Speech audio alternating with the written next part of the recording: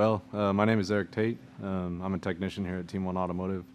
I've been here about 3 years, I guess. Well, I worked at the dealership for 18 years, so I was a master tech there. Learned a lot, obviously, in my career there.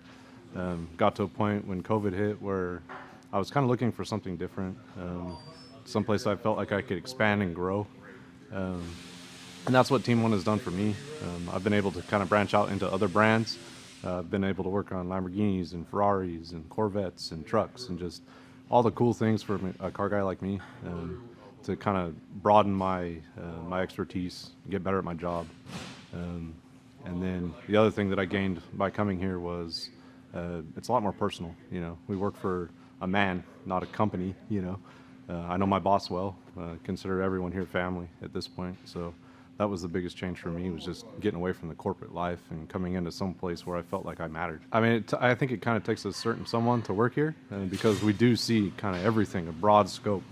So I think the person that would really enjoy working at Team One is someone that likes to be challenged, wants to grow in their career as far as learning the hard stuff, fixing the hard stuff, and then car guys. I mean, we're all car guys here, so it kind of reinvigorated me back into the car scene. You know, I'd kind of gotten out of that and came back here and fell in love with cars again. So who would not like working at Team One?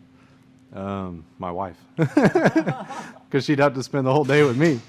No, anybody who's lazy, really. And if you don't want to have to try, you probably don't belong here. You know, we try hard, we take it seriously, and yeah, that's it, I guess. My favorite thing about working here is a feeling of connection, I guess.